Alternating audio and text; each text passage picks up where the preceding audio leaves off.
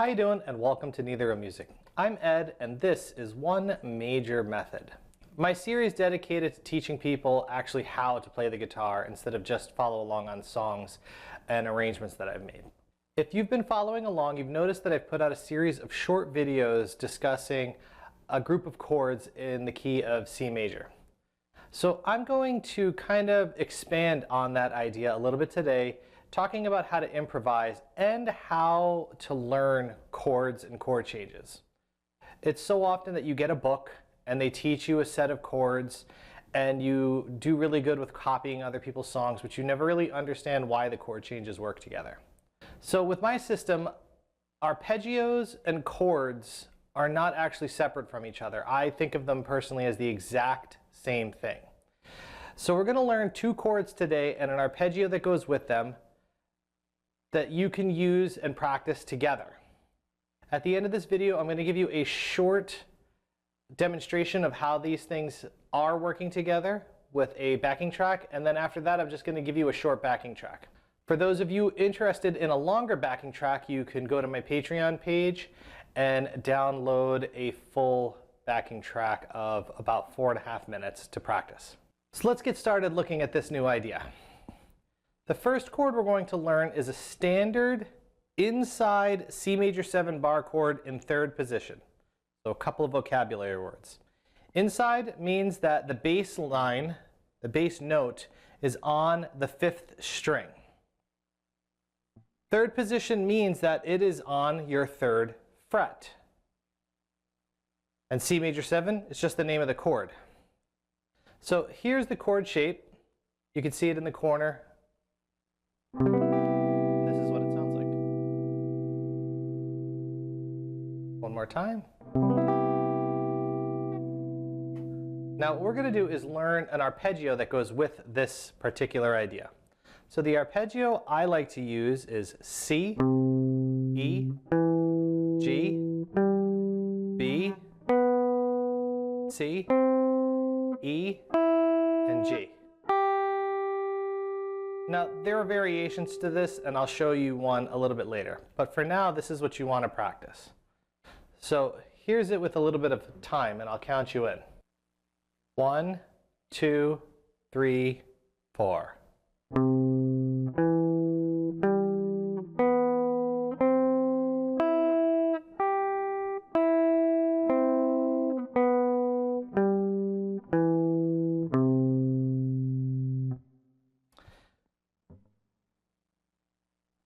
The fingering you use is sort of important, but not so important that you should strictly follow what you see me do or follow whatever fingering is in my demonstrations. You should use a fingering that works for your hands. As long as it sounds good, you could repeat it. Those are really the only two rules, and you could, remember how it worked. Those are the only rules you really need. So if you want to do something like this and switch to your pointer finger here on B,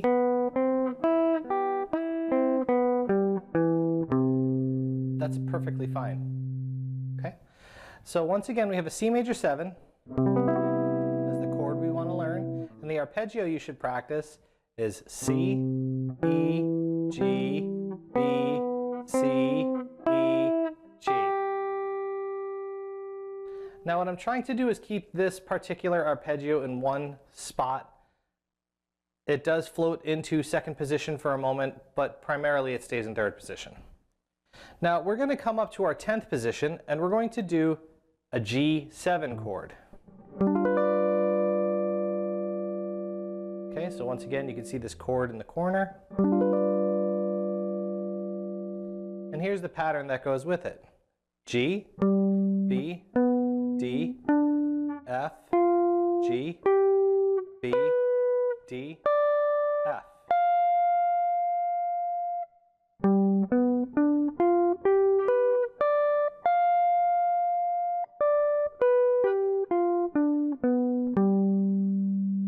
So let's check that out with a little bit of time and I'll count you in. 1, 2, 3, 4.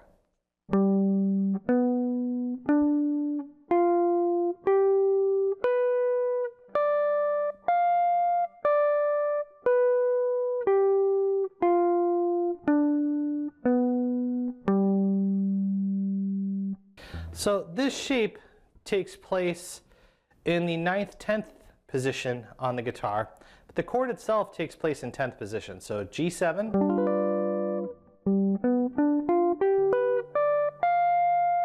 now none of this is strict.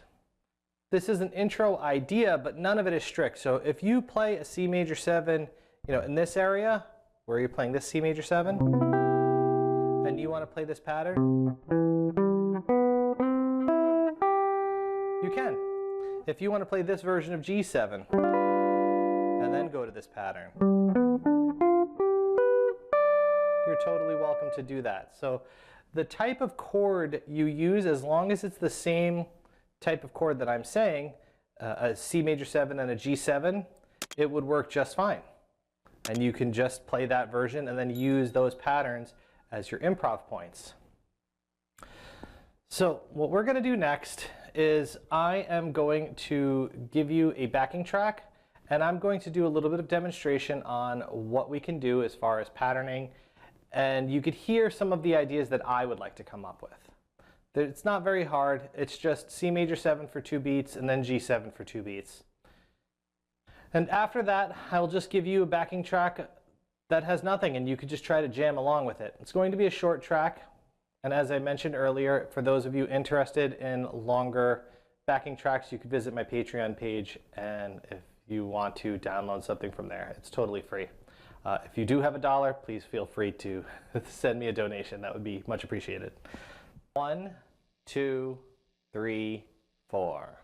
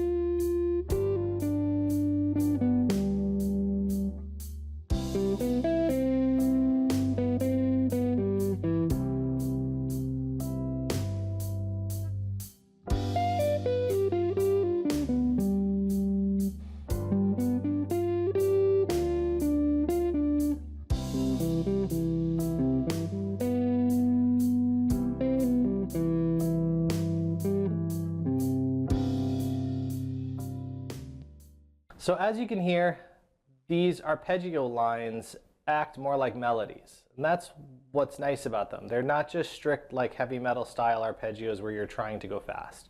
These arpeggio lines are more like melodic lines where you can come up with cool ideas that you could sing. So now you're going to be on your own, and you can try out my backing track for yourself. 1, 2, 3, 4.